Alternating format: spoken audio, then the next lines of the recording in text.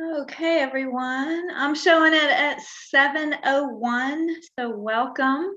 I don't have any announcements this evening. Are there any quick questions that I can try to answer before we get going?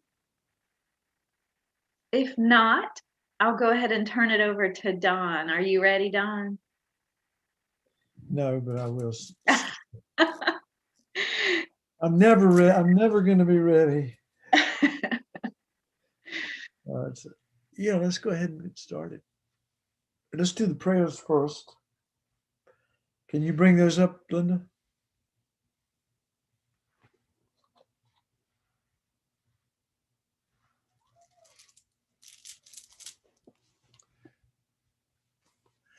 My computer is misbehaving, but I can still see everything.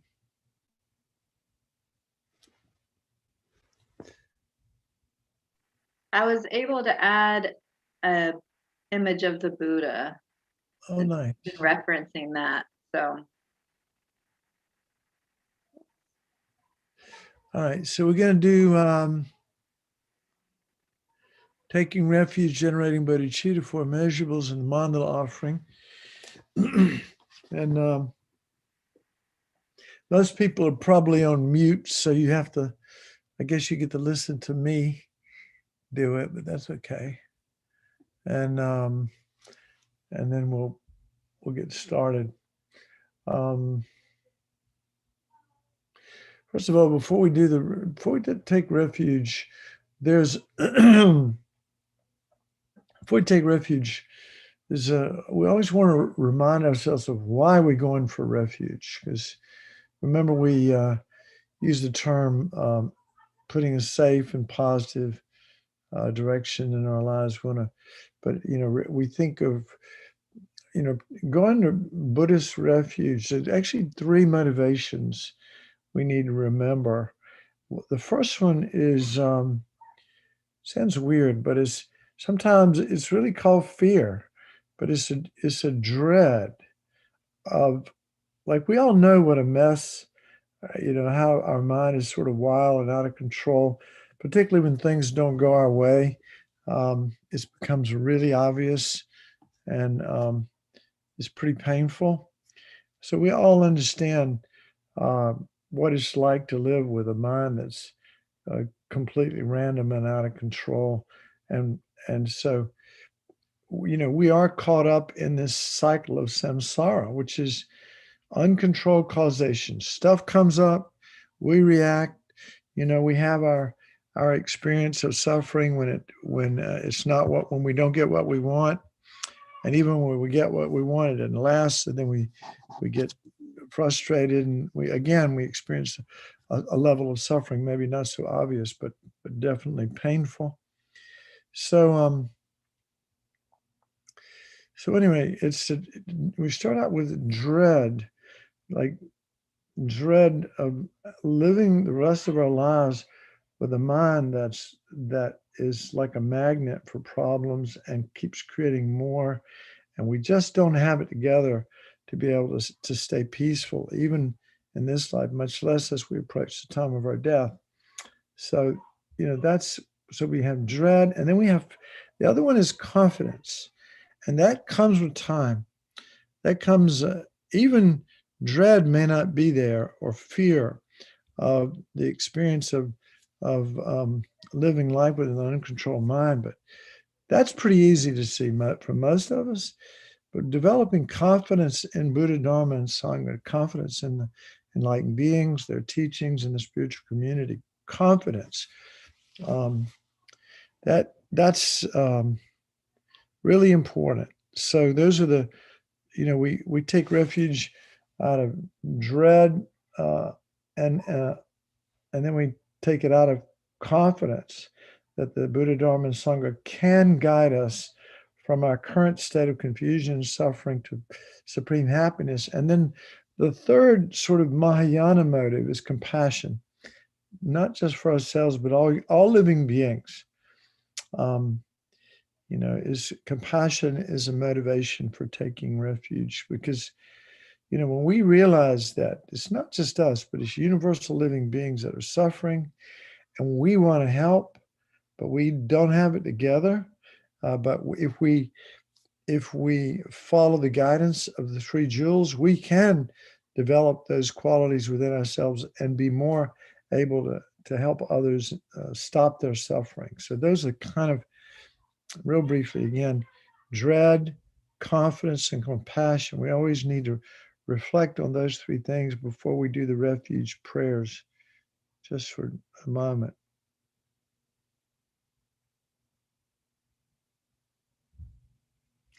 So, excuse me, I go for refuge until I'm enlightened, to the Buddha, the Dharma, and the Supreme Assembly. By the merits I create through listening to the Dharma, may I become a Buddha to benefit all sentient beings.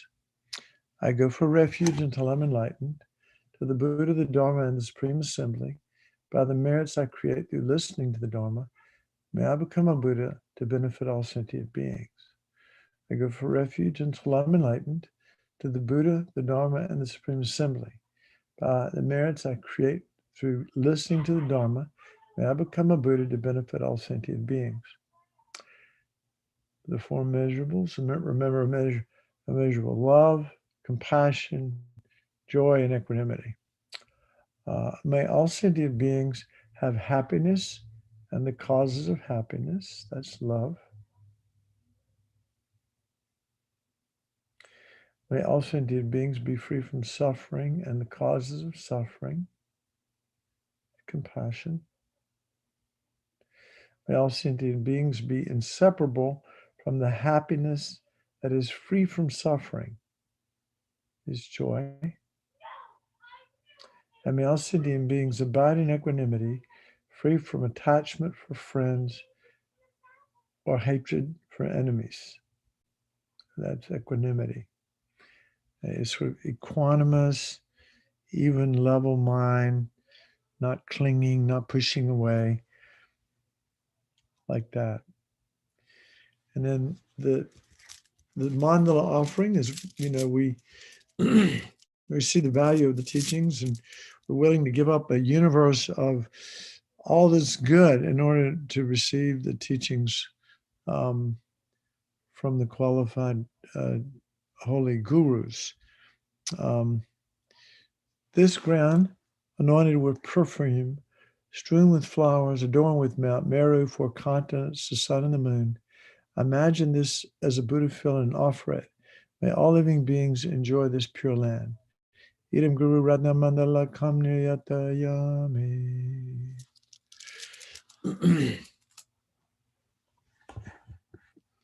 Okay, so now, and is that lighting? Is that okay? I think that's kind of how we decided to do it. Yeah, it looks fine. Okay. All right. So let's start out with meditation. Geshe Gelik has taught many times. It's called the 9-round breathing. There's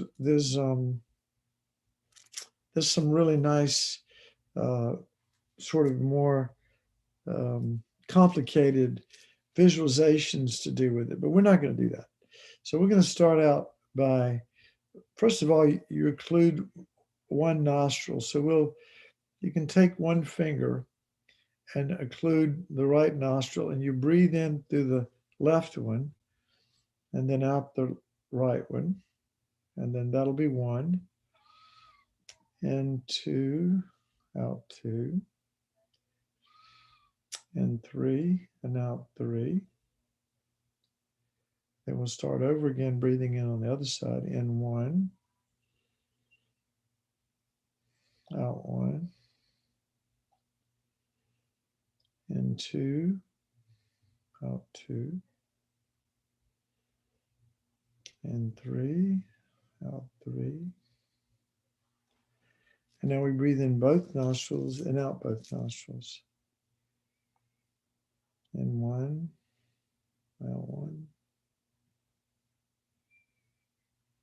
and 2, and out 2, 3, and out 3. Now there's we'll maybe later on we'll do another meditation where we'll visualize the psychic channels that run from the nose and they go back like an umbrella handle and enter the central channel.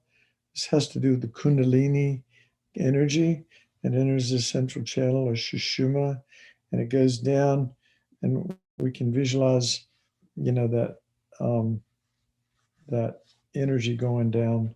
And anyway, there's a really nice visualization goes along with it. But we're not going to do that right now. We're just going to do 9-round breathing. We'll do it a couple of times. It's a great practice to help settle your mind anytime, really. When you're agitated, it's really easy to do. And, of course, look a little weird putting your fingers over your nose, but it's okay. So everybody do it on their own. And we'll do this for a few minutes, do a couple of rounds.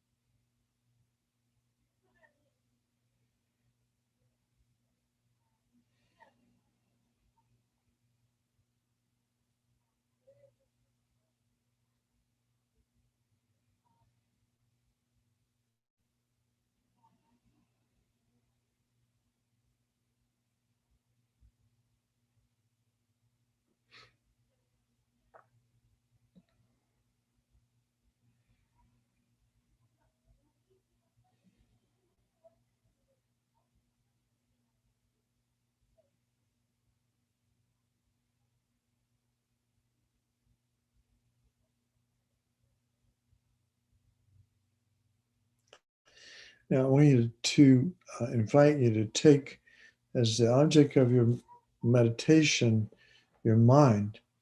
Robbie guided uh, that whole section on the nature of the mind, how it's clear and knowing, how the mind has this nature of it's unobstructed, it's clear, it's clarity, and but it also engages with its object, some sort of perception. It could be sensory or mental. So the mind has this nature of clarity and knowing.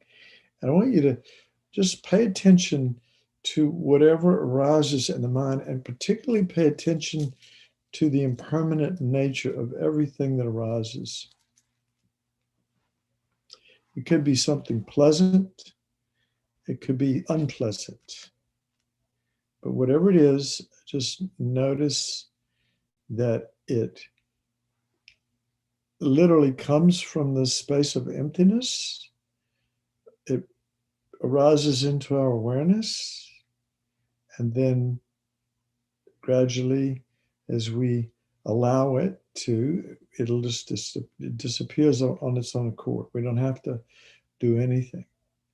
We just watch the changeable nature of the mind, the impermanent nature of all that arises in this clear and knowing mind.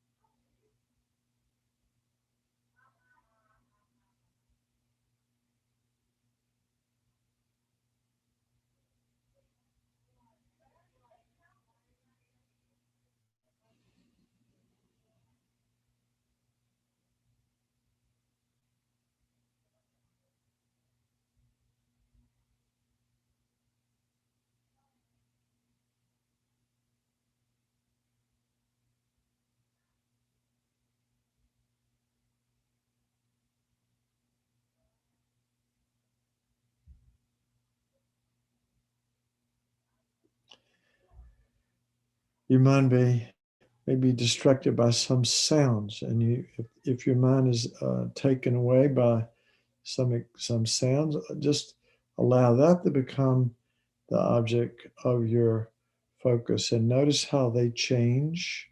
The sounds change moment to moment. Everything is in a constant state of flux. It's impermanent.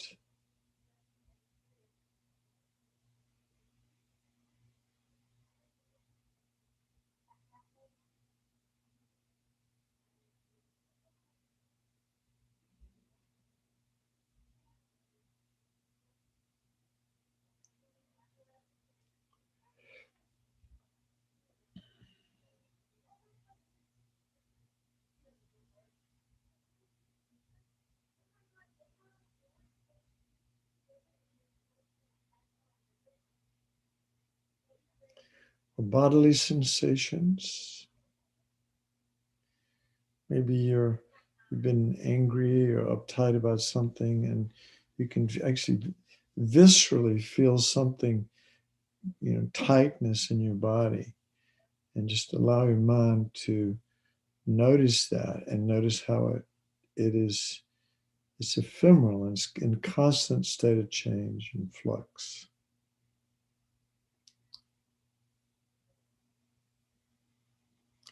And then see if you can actually let it go.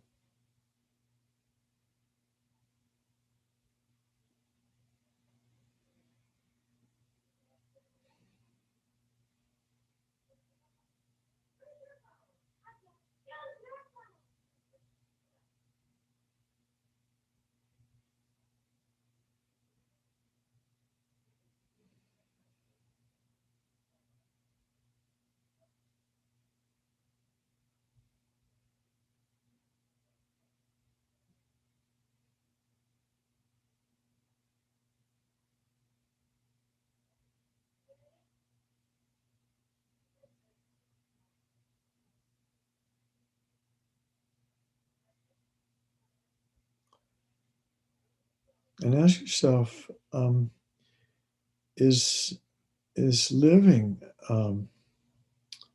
my life with a mind that is constantly, and a body, mind and a body, that's in constant state of change and flux.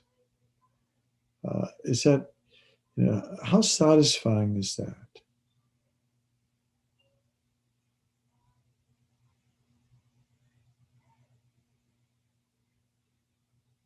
Is it really satisfying? When we're constantly clinging to pleasure and clinging to concepts of trying to avoid the opposite of pleasure, say, for example, pain. So we're always, as just great Buddhist saint Ajahn Buddhadasa in Thailand said, we're addicted to deliciousness, but it always changes. That ice cream, if you keep eating it, it'll make you sick. Everything is in a state of change. Could never bring us lasting satisfaction as long as we cling.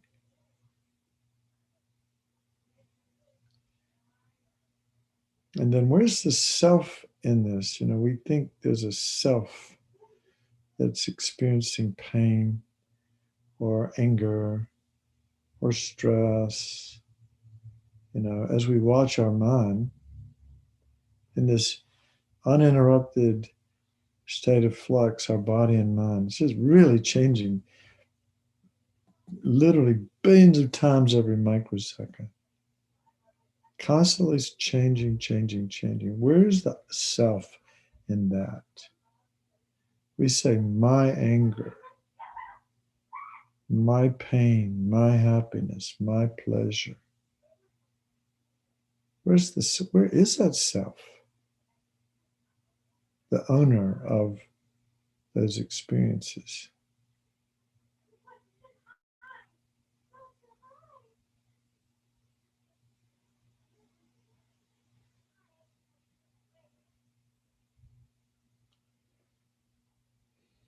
And we realize we can't find it.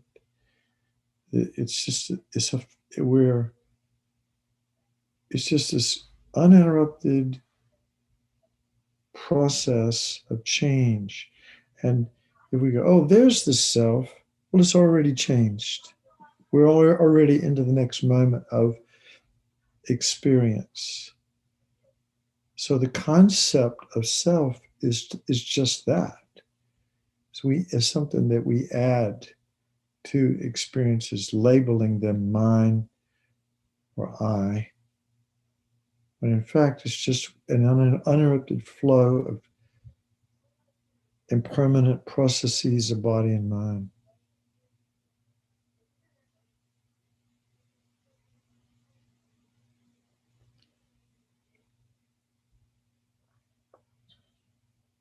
Of course, we do exist and we do have things, but that's not on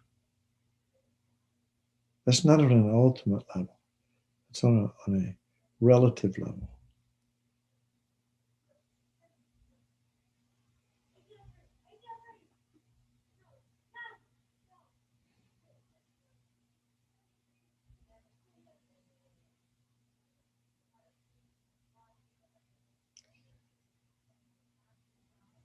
Okay, so again, relax your concentration.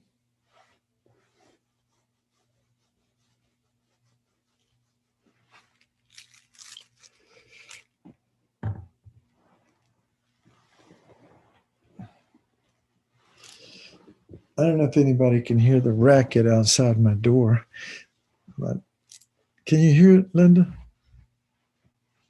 Annabelle? Just a little bit. It's not bad. Yeah, I might have to go and get that girl. It's not loud. She's, We're all home. Who knows what's happening in the background? I have a puppy asleep on the floor, yeah. and she's liable to wake up. That's okay. So anybody last week do their let's see how many hands go up in the reaction room. Is that where you? Oh yeah. All right. If you've meditated this past week, and I requested 5 days, but let's just say if you meditated, if you had one, at least 3 sessions of what I'd call formal, time that you set aside for practice, please put your thumb up. Oh, wait a minute. Raise your hand. Raise your hand. Yeah. There you go. Let's see. Thumbs up, raised hand. Yeah. Good.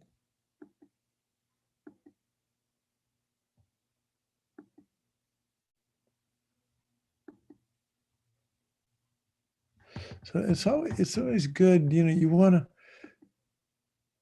to get the most out of these classes.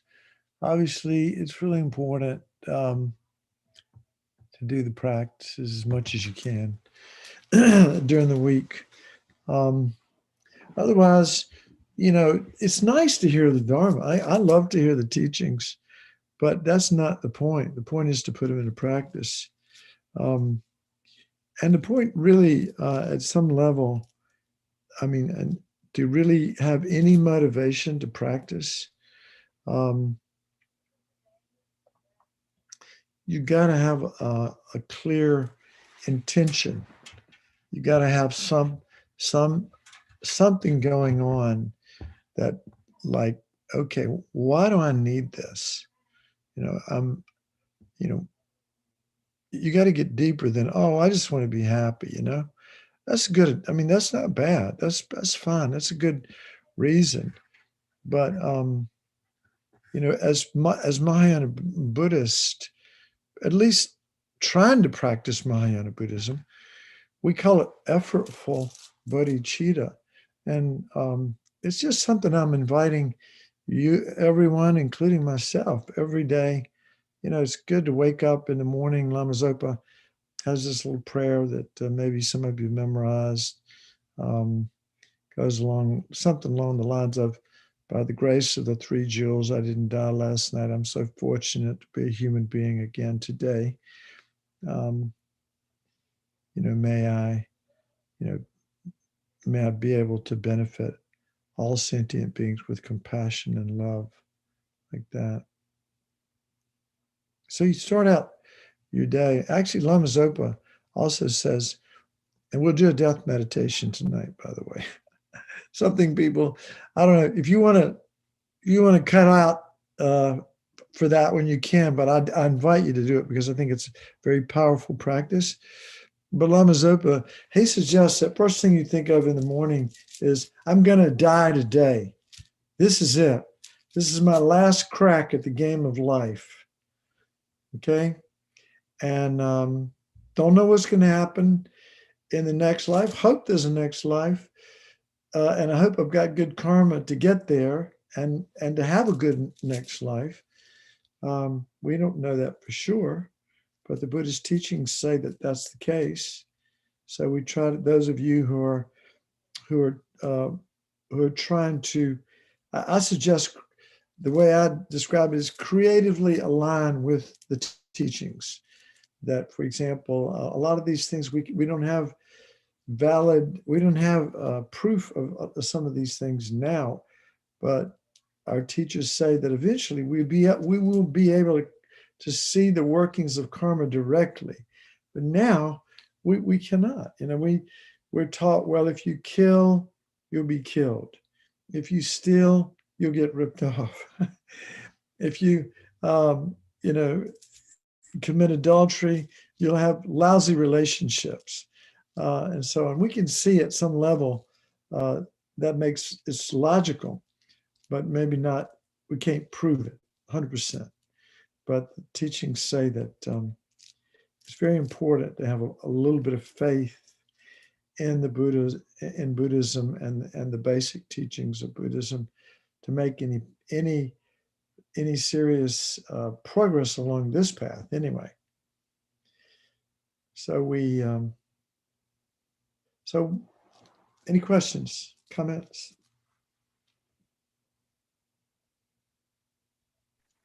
There is one on the YouTube stream. Julie says, the best kind of finding is not finding. How does that refer to someone who has chronic pain? I know that there is not a real me, but what about pain that seems real?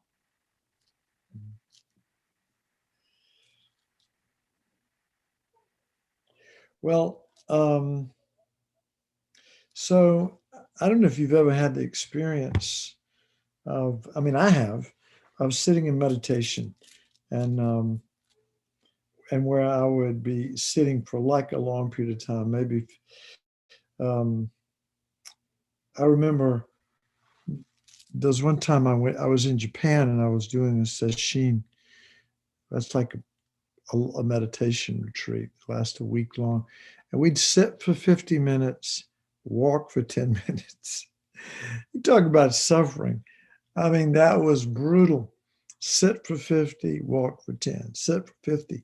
And the idea was you'd have to sit there like a stone Buddha and not move, not even move for 50 minutes. When my knees were screaming at me, this happened session after session after session, day after day. But in every session, when I would pay attention to the sensation that I was labeling pain, right? It would change. And sometimes it would completely disappear. And actually, sometimes it would change into a pleasurable sensation. And then the pain would come back, or the sensation that I was labeling pain. Again, pain, there's no inherently existent pain that exists independent of my mind labeling it. So it's a series of sensory data that our mind, that's unpleasant, definitely unpleasant. I'm not saying that it's pleasant, but we label it pain. But we can't find pain. We cannot find any pain that exists, like, for example, in that knee, that exists independent of my mind labeling it. So you can't find it. So the non-finding of pain is the best finding. To see that it's empty. The pain is empty. It doesn't exist in and of itself.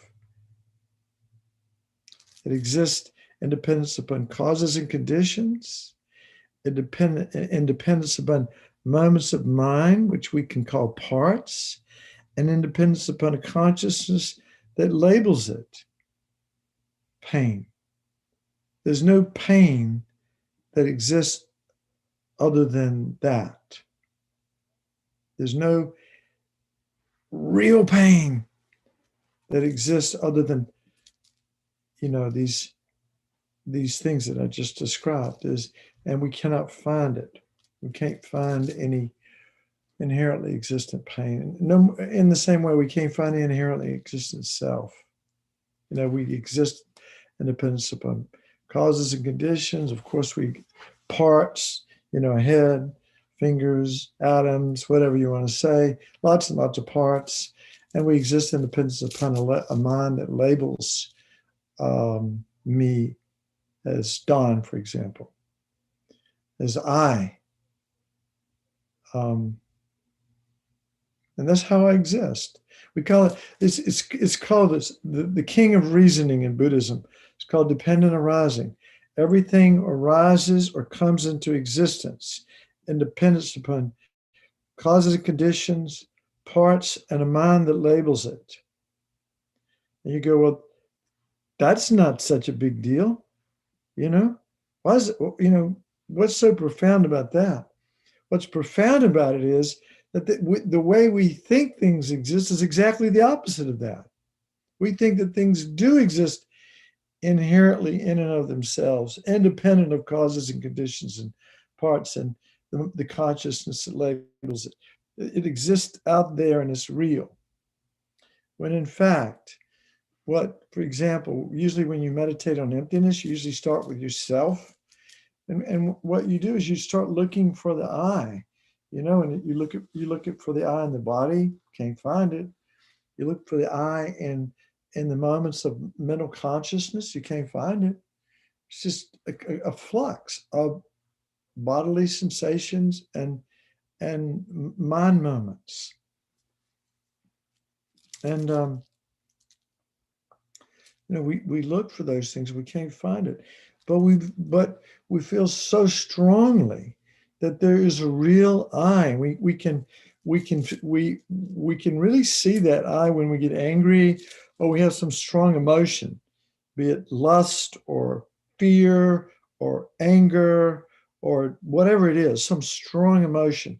Whenever we experience that, there's an irrefutable sense of a hardwired sense of I.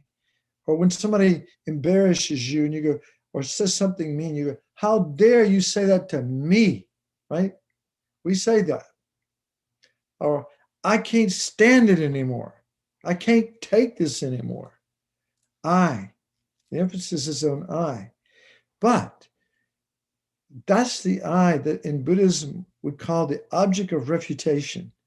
That's the I that we believe in, that ignorance projects, and we believe in our heart of hearts it truly exists, and we cling to it, and we make all of our decisions based on how it gets treated or mistreated, when in fact, it doesn't exist at all. It's the I that exists is a merely labeled I. That's it. It's just a merely labeled I. But that's not how we feel. We feel I do exist and I am real. And gets us into all kinds of problems because somebody insults you or calls you names, you get mean, you get angry. Or somebody does something to a friend of yours or something you don't like, we react. Or we see something that is delicious, or could be a person, it could be food, it could be some drug that we're addicted to. And whatever it is, we see it as inherently delicious, wonderful. We have to possess it. I want that. So that's a long-winded answer, but I think this is an important reason I'm kind of going a little bit longer, talking about emptiness and this selflessness. Is that the Dalai Lama says that, for example, he says there are a lot of concepts in Buddhism that we cannot easily prove. For example, karma. Cannot easily prove that. Future lifetimes, our own potential to become enlightened or to achieve nirvana, things like that. We have to take those things on faith. To some degree, we have to take them on faith. And so that His Holiness says that that's a big step, particularly for Westerners. He said, but the teachings on emptiness, you don't need to have any faith at all. All you need to do is look and see. It's so clear when we do the analysis that there is no I that exists that way. When we start to look for that inherently existent hardwired I that we feel so strongly exists, we can never find it. It's a non-finding of that projected I that is emptiness. We are empty of or void of that mistaken perception of I, that inherently existent hardwired I. The object of refutation, what they call the object of refutation, is this belief in a real I that's projected by ignorance, okay? It's projected by ignorance. We project a false sense of I, and we believe in it, we cling to it with all of our heart and mind. That's true. And the Buddha is saying, no, it's not true. When we look for it, we cannot find it. We're empty of that self. What we can find is a self that exists in dependence upon causes and conditions, parts, and a consciousness that labels it. Okay? The merely label I. That does exist. But that other one doesn't exist. So the king of reasoning, these dependent arising, proves that things are empty. It proves that they're empty. So it's really helpful to, and I don't know if Robbie went into that in any detail, but there's a whole class on emptiness, which is very important that you, it is the, and understanding this is like, remember the Four Noble Truths we talked about last week? And the way I try to teach this to my kids, but I'm sorry, they don't care that much. Anything I try to teach them, they immediately like negate. But I say, look, the Four Noble Truths is the easy way to think about it is we're, because I'm a doctor, right? That's my job. We're sick. We're all sick.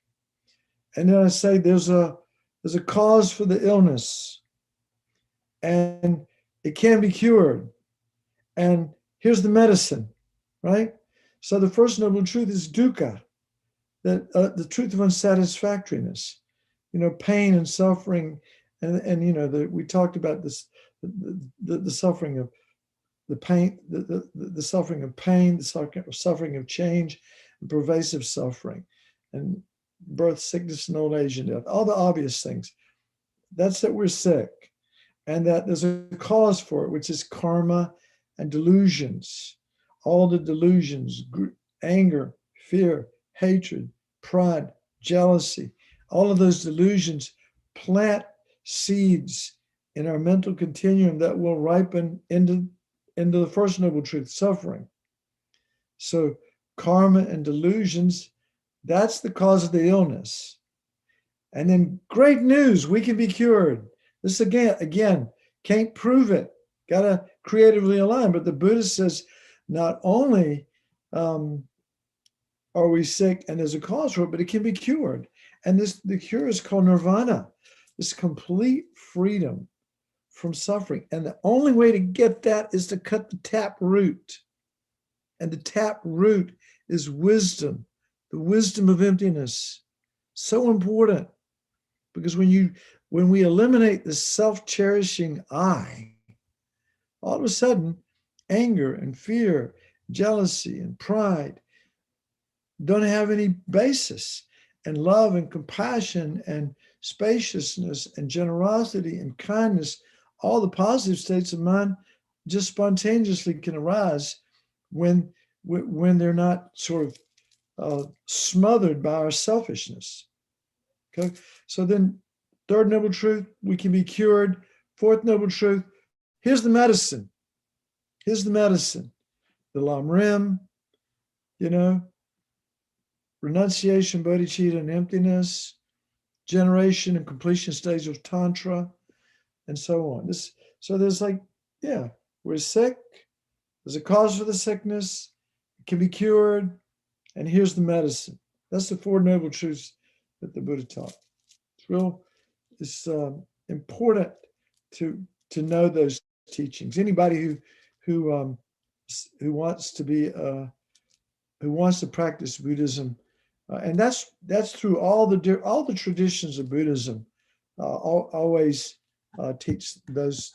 I mean, everybody agrees that that's the basic teachings of all of Buddhism. And Don, to add to what you're saying, that the next module 3, is presenting the path. Oh, good.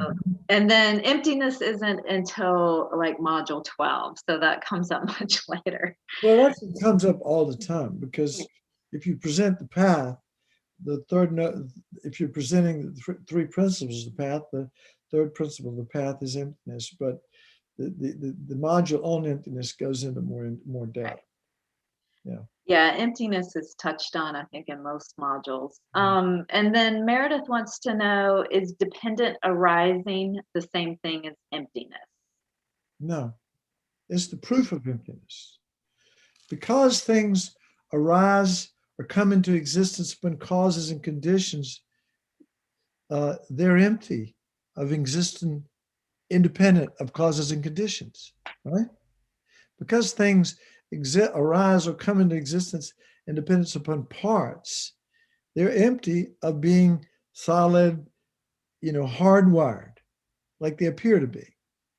Because things arise and come into existence in dependence upon a consciousness that labels it, it proves that things don't exist out there independent of my mind labeling it. In our reality, we think everything out there is just this. When we look at like this rosary, when you look at this, you go, oh, everybody's seeing the same rosary. No, everybody's seeing a different rosary.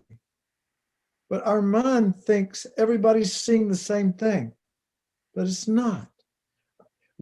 Each of us have our own interpretation and our own projection of everything. And yet it seems to have existence in and of itself out there, independent of our mind. You get that? If we really think about it, when we look out there, we don't think that we are projecting our reality. We think it exists out there, and I'm just observing it.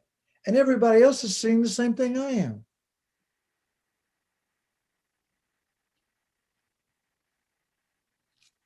But clearly, it's not the case. It's not the case. We all are having our own unique karmic projections. This is the good. This is the good stuff. And I'm where, when we label something, where's it coming from? For example, you couldn't label this a cell phone unless you'd what?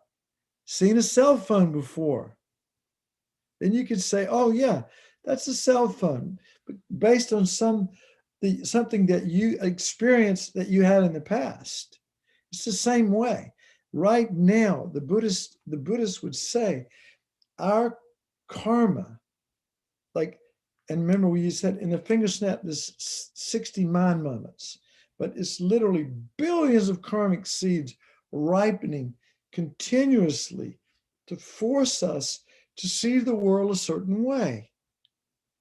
And it's, where are these seeds coming from? They're coming from our former actions. Virtuous actions are forcing us to see ourselves as happy. Non-virtuous actions plant the karmic seeds that literally ripen, and those flowers, they're not flowers at all, they're weeds. They're forcing us to see ourselves as suffering. So karma continuously ripening is the source of the labeling. Everything exists in dependence upon a mind that labels. Well, guess what? Those are billions of karmic seeds ripening, and they're the fruit of past actions, our actions of body, speech, and mind. That's why 2/3 of the Buddhist teachings have to do with ethics, living ethically, because our whole life is created by our actions of body, speech, and mind. If we are constantly creating negative karma, we're creating the causes to project a hellish existence in this and future lifetimes.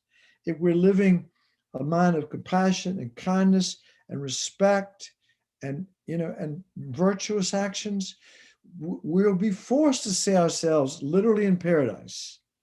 Our karma will ripen, and we'll have a happy life, and we all want a happy life. So we always talk about, at least I do, I try to remember at the beginning of these modules to say, look, at least during the course of the next 5 weeks, try to live by as many of the lay precepts as possible.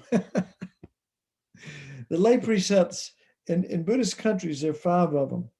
One of them is avoid intoxicants. That one's hard to do for a lot of us, because some people like wine or beer or whatever, but getting, or whatever your drug of choice is, but getting becoming literally distracted or unconscious is really the point of avoiding. It's not that there's anything wrong with um, intoxicants or anything like that, but when we're intoxicated, then we'll do the other four things without thinking about it: adultery, stealing, lying. Um, let's see, what did I get? Lying, stealing, killing, and sexual misconduct, and then intoxicants. Those are the five lay precepts. So you can see, if you get loaded, you can do the other four right quite easily without thinking, because you're not paying attention. So it's really important to be mindful of, and this is like the beginning of mindfulness practice. You set limits on your behavior, on your actions, and then when you stray, when your mind goes off in the direction of something that's non-virtuous, you catch yourself and you bring your mind back. And that's the practice of mindfulness. That's why ethics are so important in Buddha Dharma, for all the reasons I said and more. Any thoughts about what I just said? We had some other comments earlier, Don. Do you want me to read those out to you now? Go ahead. Okay. Well, Randy was sharing that that chronic pain is sometimes too much, and he has just a simple question: how can I tell my neck to stop hurting when it's there 24 hours a day? Mm. And then also, right along those same lines, Jeff shared that they have chronic pain. One thing that helps is to change posture. Sometimes we meditate standing, sometimes walking, sometimes sitting, sometimes laying down. Sometimes the pain dictates the best method. Yeah. I've got my own chronic pains. We all have. If you live long enough, you're going to have it. And so I think one of the ways to talk about it is, tell you what, let's, I want to go get some water. And I know that if I just keep going on and on and on, people are going to, their minds are going to go blank. So let's take about a 3 to 5 minute break and stand up and stretch. I'm going to go get a glass of water, and when we come back, we'll talk about pain, physical and mental pain, actually.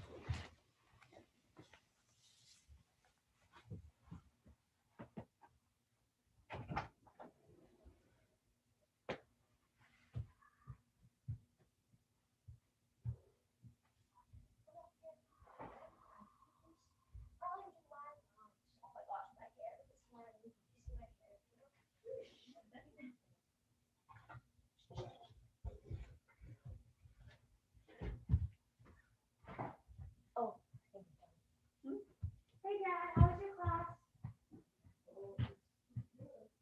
Oh, it's still going on. Oh, my bad. Oh, sorry. Say hi. No.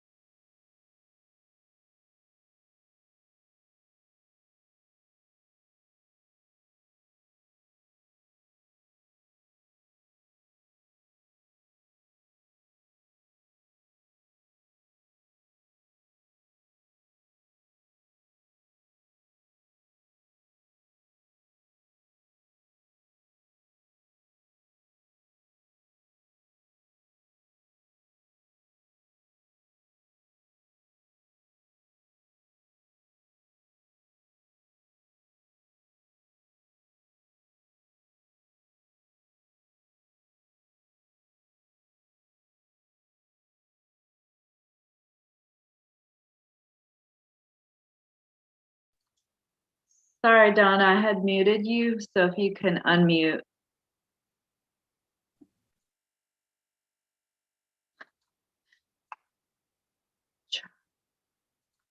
Try one more time, sorry. There you go. There you go. This was in Whole Foods the other day, and I just thought that was, everybody's talking about mindfulness. I like the word kindfulness. I saw that, Don. Is it worth picking up? I didn't get it. It's very cool. It's got a lot of. I just skimmed it and read a few of the meditations in there. It's very nice, but the whole idea of kindness and bringing that kind of mind to our experiences is really really cool and very helpful. And And I don't know if you want to weave this in. I know you're going to talk about pain. But someone had mentioned that about killing that, let me find it. Oh, killing includes killing bugs and trees because all are life beings. Virus and bacteria too. So what to do? I always love these questions.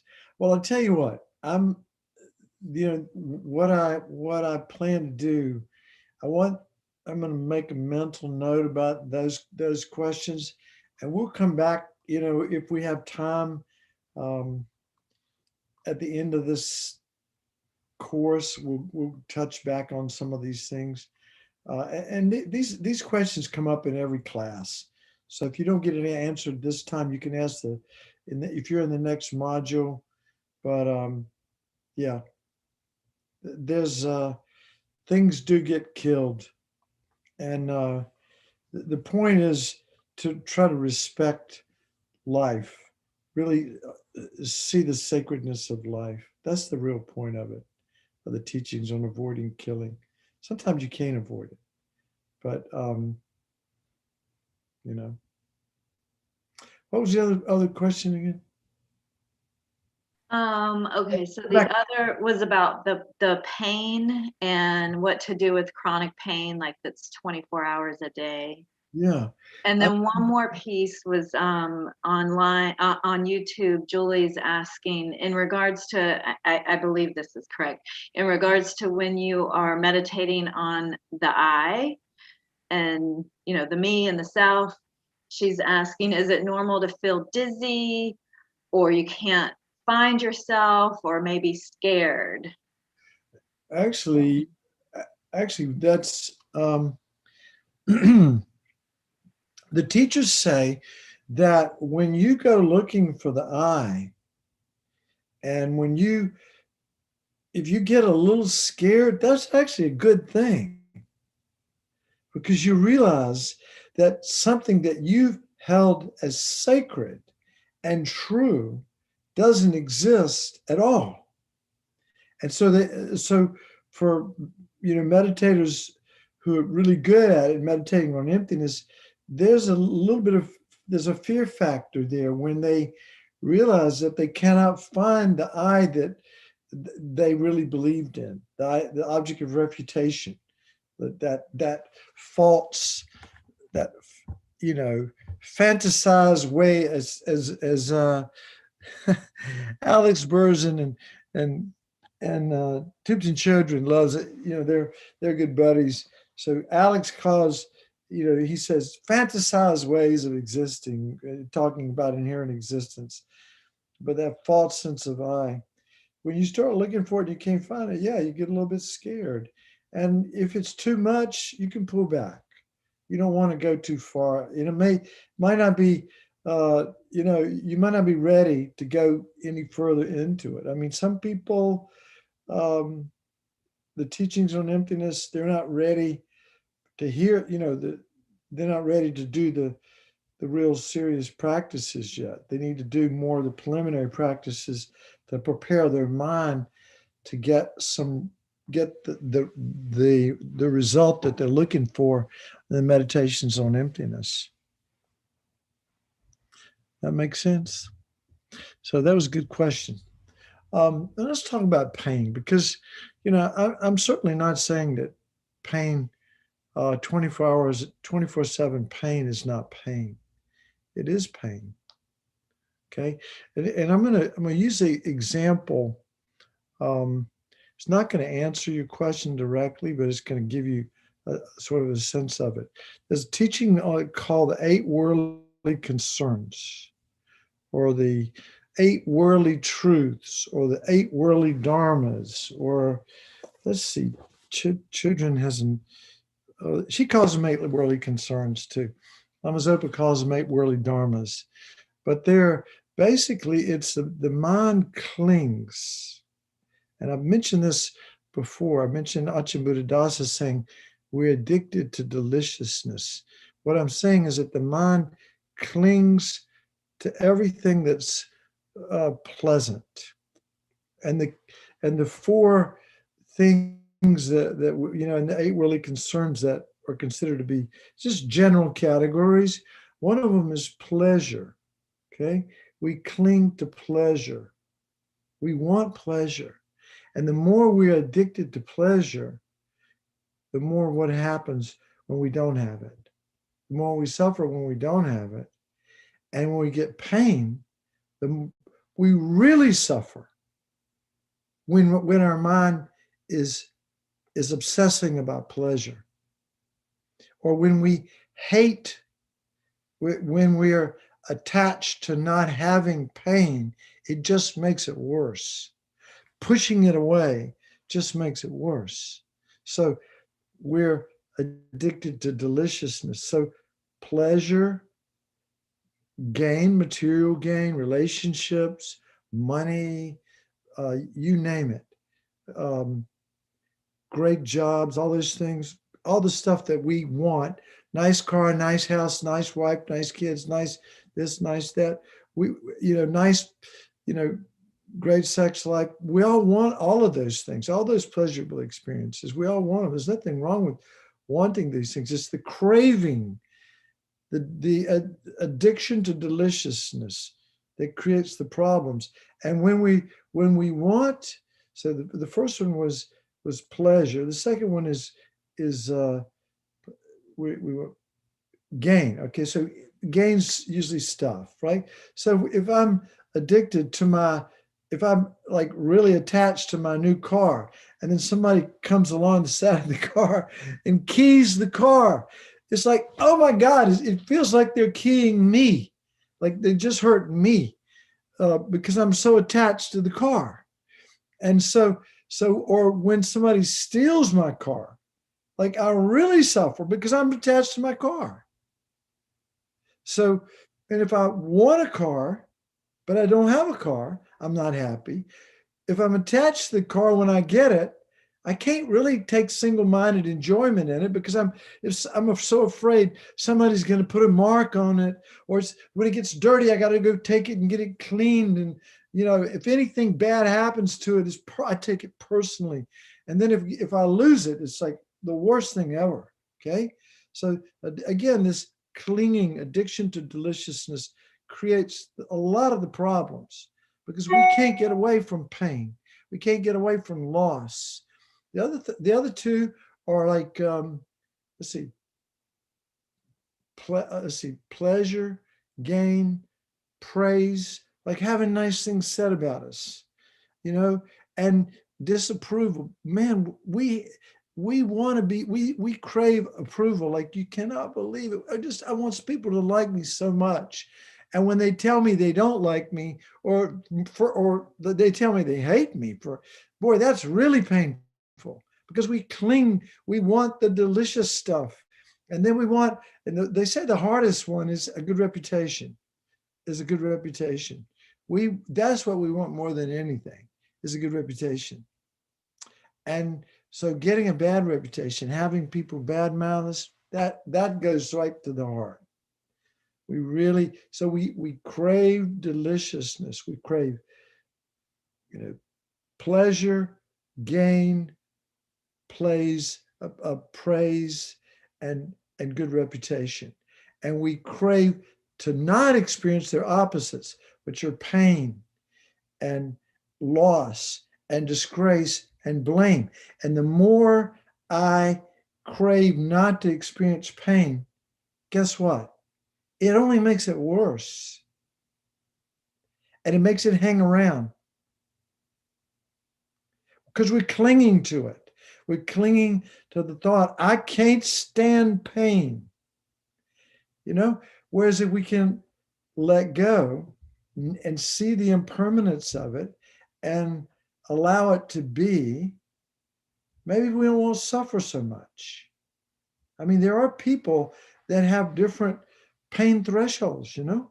For example, the Eskimos, I can remember being in Bodhgaya, India one time, and there were like 100,000 Tibetans that had come to hear the Dalai Lama teach the Kala Chakra. This was back in the mid 80s. And I was working in a health clinic. And there was one Tibetan guy, he came in and he had, I mean, they still wore the clothes that they wore at 18,000 feet above sea level, but it was 100 degrees in Bodhgaya. So they were sweating and they had all kinds of skin infections. And this guy had this giant abscess.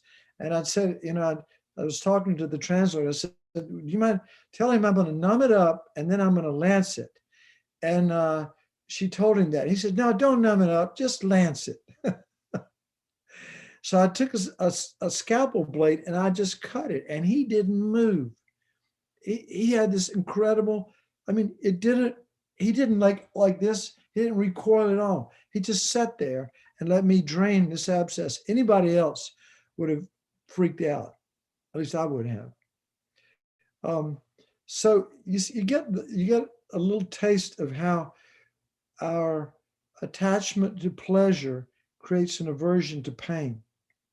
And so when we experience pain, it only makes it worse. If we can see that that's just part of life. Pleasure's part of life, pain's part of life. Gain's part of life, loss is part of life. Praise is part of life, being disgraced is part of life. Good reputation sometimes, bad reputation other times. That's called samsara. This is the world we live in, uncontrollable, out of control. And if we're clinging all the time, our mind is on a roller coaster. But when we can let go and just be in the present and not cling, it's very simple, very easy. One thing Ajahn Buddhadasa said, he was talking about this addiction. Well, he was just talking about practicing Dharma in general. He said, when we're doing our meditation practice, for example, and we notice that we're angry or that let's say we're angry about something that somebody did, and the anger arises in our mind, and then we are mindful of the anger. So that's really cool. Now, instead of being swept away by the anger, we're mindful of the anger. We go, oh, I'm angry. We note that we're angry. And then we reach into our Dharma medicine cabinet and we bring the medicine of impermanence to that experience. That's the wisdom of impermanence. And we notice, we sit with that anger, watching it change, watching it change, watching it change, anger. You can even label it softly, anger. And at some point it disappears. And then you really feel clever. And because you've used the Dharma wisdom. He said, that's when you're practicing Dharma.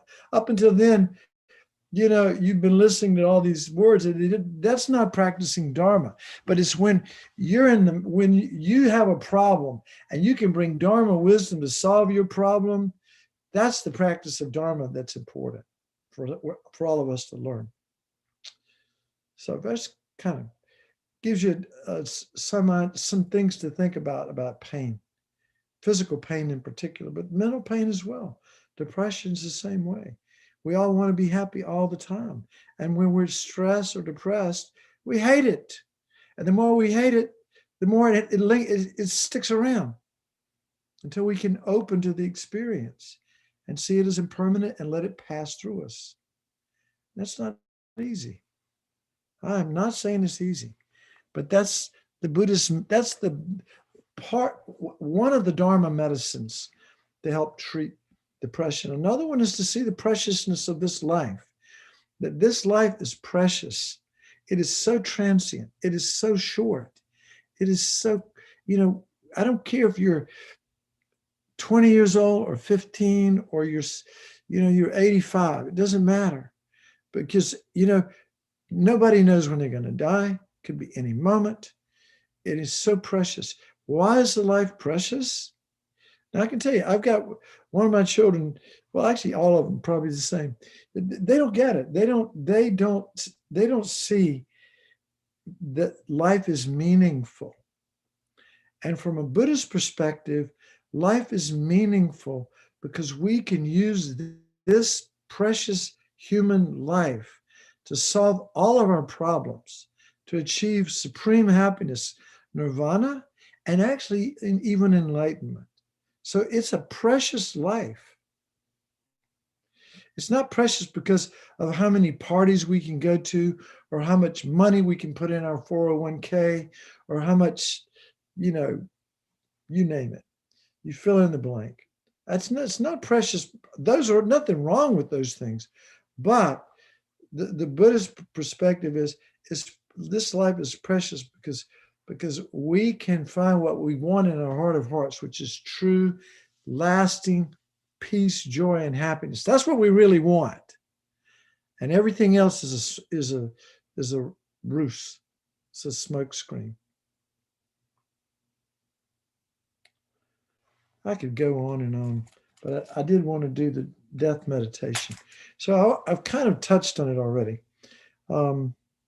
So let's everybody just kind of settle into a meditation posture, take maybe 3 deep cleansing breaths.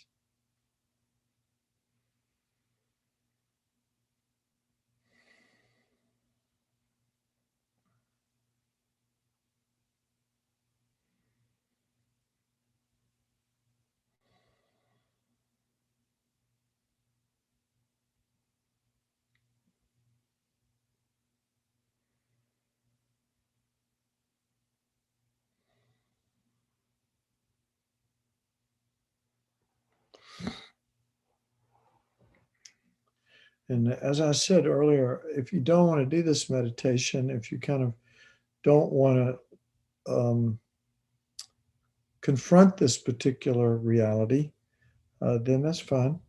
You can mute me. I won't take it personally. But in Buddhism, it's really important to be aware of not only what we've been talking about tonight about subtle impermanence, how the mind and body are in a constant state of flux and change and impermanence, but also gross impermanence, particularly the fact that we're going to die. And the reason that's so important is if when we have a constant awareness of, like Lama Zopa said, when you get up tomorrow morning, think, I'm going to die today. I promise you'll approach the day differently than if you think when you wake up tomorrow morning, I got forever. I'm not going to die today. I'll do it tomorrow. I'll do my Dharma practice some other time. I got a lot of time. No problem there. So this is a crucial, really important meditation for us to bring with the awareness that this is a precious life. So the first thing we want to remember is that death is definite. Death is definite.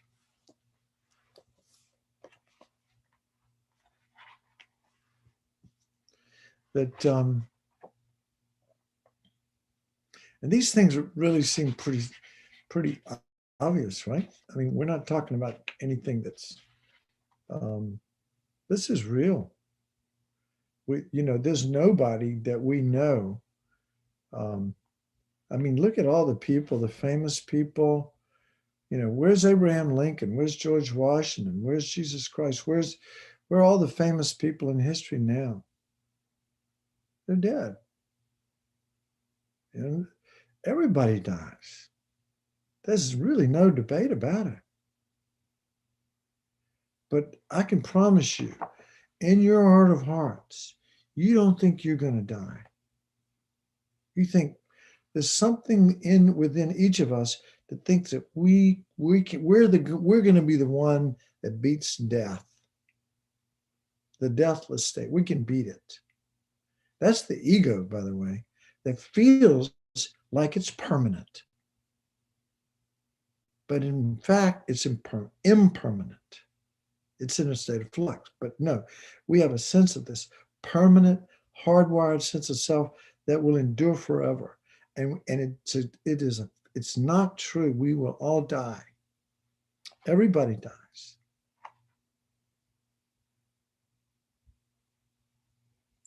And nothing can prevent us from eventually dying.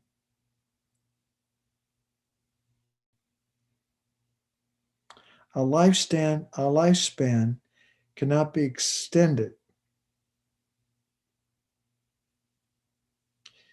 Like with each passing moment,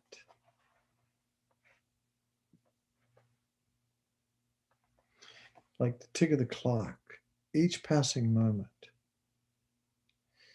We breathe in, but we breathe out. But you can't get that moment back. It's gone. That time is gone. And each passing moment is bringing us closer to the time when somebody will look at our body and say, she or he is dead. That's going to happen to you. It's going to happen to me. It's happened to everybody. So death is definite. We got to get that in our bones.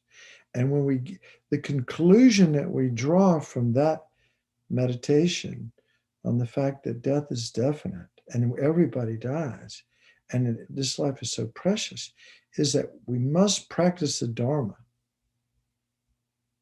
We cannot waste our life, chasing rainbows or trying, one more time to get pleasure out of something that is never going to bring us pleasure, never going to bring us happiness, true lasting happiness and joy.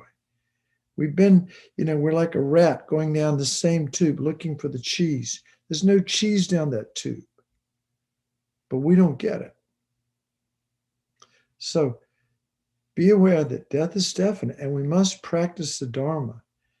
We must practice the essence of the Buddha's teachings, which is basically realizing the nature of our own mind, purifying it, and experiencing the joy of nirvana. We can do that. So death is definite, and the time of death could be any moment. There are people that woke up this morning and they're dead now, and they didn't think they were going to die.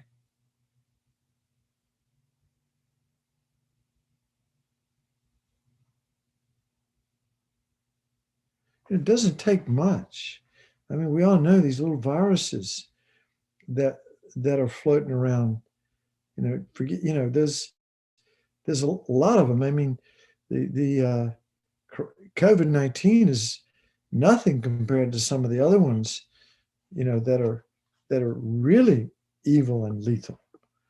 COVID-19 is 5 times more lethal than the flu, but there are other infections and bugs that will kill you a lot quicker than that will. Blood clots, little tiny little blood clots our life is over just in 1 second. Heart attack and die, stroke and die. Or one cell goes berserk. One little cell and one organ goes berserk, mutates, forms a cancer, boom, within some period of time, we're dead. We don't know when. So the time of death is completely random. We think we have forever, but time of death is uncertain.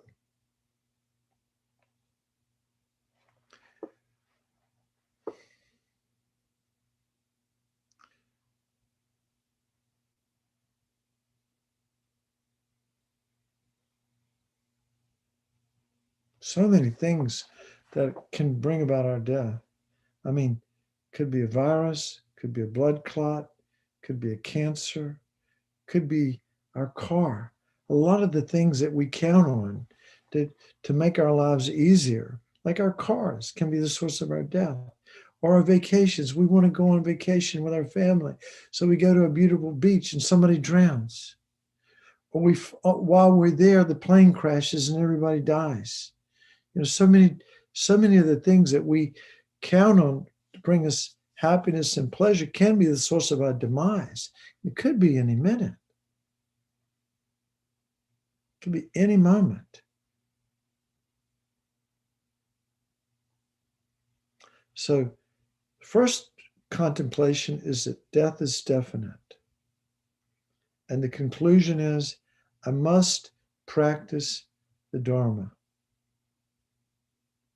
Because I'm going to die. I must practice the Dharma and plant those positive seeds on my mind stream that will ripen into happiness. And the time of death could be any moment. Wake up tomorrow morning and think, I'm going to die today. And see how that changes your attitude about your Dharma practice.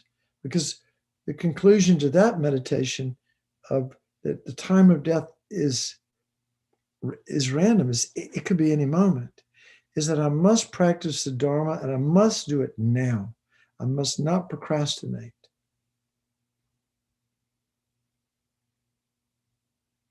And then the third point is that we sort of look, we try to look. It's like the only thing that's of any help at the time of death is our Dharma practice, or the imprints that we place on our mind through the spiritual practice. Okay, so our 401k, no help. Our bank account, no help. Our family and the people that we love and adore us and are standing by our bed weeping and wailing and telling us to stay and please don't die, and no help. And our friends, no help. And our job, no help. And all the negative karma that we created in our lives just to take care of this body and mind and give it pleasurable experiences, all that negative karma, we have to face it in our future lifetimes. No help at the time of death. And even this, we think, well, this thing that we hold so precious, our body, we take such good care of it. We try to find nice places to take it and nice sensual experiences to give it. And, but eventually it's actually our body that's abandoning us. This is the end of this one.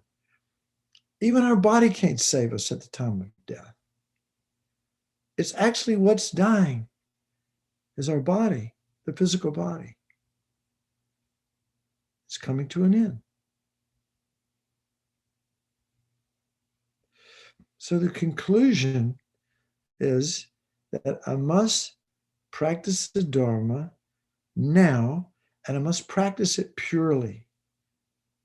Okay, this third point of the only thing that is any benefit at the time of death is our Dharma practice. Yeah, that's true. And we must practice the Dharma now, and we must practice it purely. We must practice the pure Dharma. That means we must understand the teachings, from a valid source, and we must make effort to internalize the meaning of the teachings through our meditations and through our study and through, listening, contemplating, and meditating on the various aspects of the Dharma, so that we so that when our time of death does come, we can face it fearlessly. We can face death with joy and completely fearlessly, with no regrets. Like, I lived my life to the best of my ability. I did the best I can. You know, I made a difference. I made a difference in my life. I didn't hurt people. I tried to help them,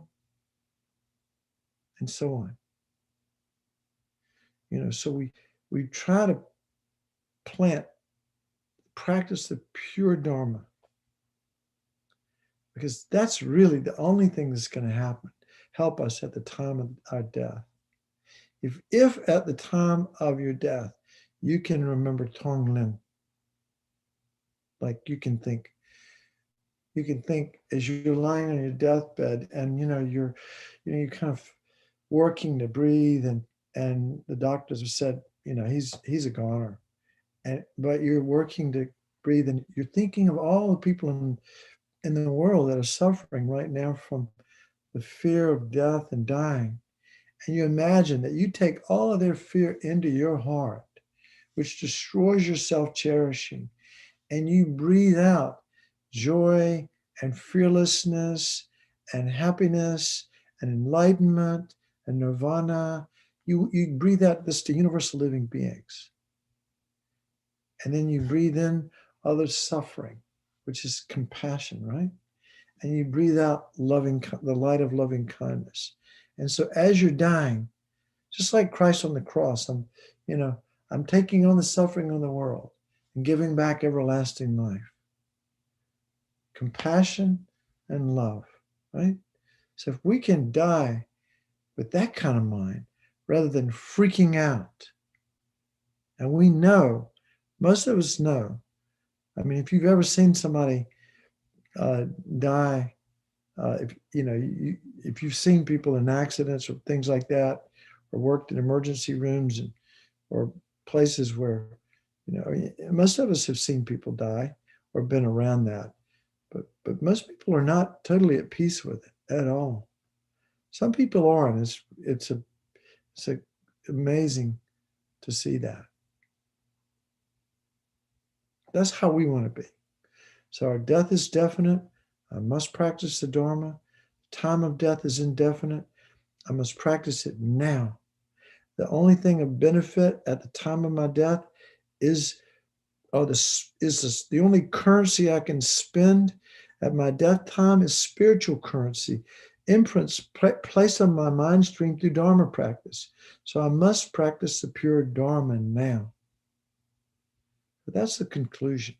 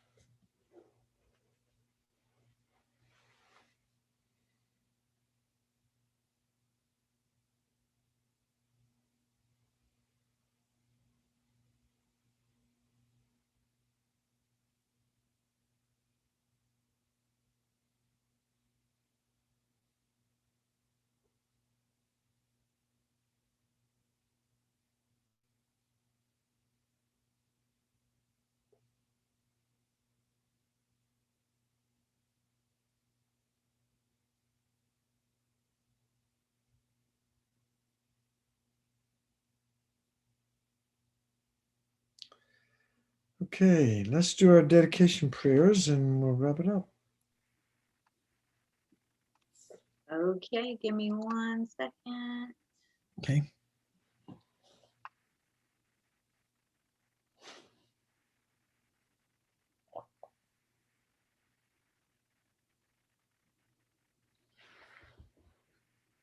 There we go. All right.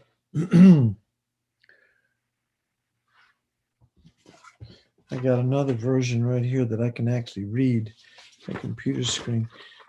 May all beings everywhere, plagued by the sufferings of body and mind, obtain an ocean of happiness and joy by virtue of my merits. May no living creature suffer, commit evil, or ever fall ill. May no one be afraid or belittled with a mind weighed down by depression. May the deaf hear sounds, and those bodies whose bodies are worn with. Hang on a minute. I'm trying to find it. Okay, I'll have to read it from here. All right. May no one be afraid or belittled with a mind weighed down by depression. May the blind see forms and the deaf hear sounds. May those whose bodies are worn with toil be restored on finding repose. May the naked find clothing, the hungry find food. May the thirsty find water and delicious drinks. May the poor find wealth, and those weak with sorrow find joy. May the forlorn find hope, constant happiness and prosperity. May there be timely rains and bountiful harvest. May all medicines be effective and wholesome prayers bear fruit. May all who are sick and ill quickly be freed from their ailments. Whatever diseases there are in the world, may these never occur again. May the frightened cease to be afraid, and may those bound be freed. May the powerless find power, and may people think of benefiting each other. For as long as space remains, for as long as sentient beings remain, until then, may I too remain to dispel the miseries of the world. Amen. All right. Well, thank you. John, is there certain meditations you want us to focus on for homework this week? Yeah, there is. Let me pull them right up here.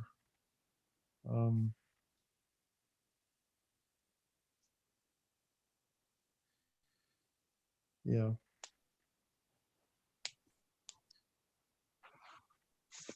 So I want to do, so we did, I don't think the 9.8 worldly concerns, was that part of last week? Do you have the number in front of you? What was that one? I think it was, We did B6, B7, C4, and D1 last week. okay, D1. D1 was a 9-point death meditation, and C4 was 8 worldly concerns. All right, so I'd like to do D3, D4, D5, 6, 7, and 8.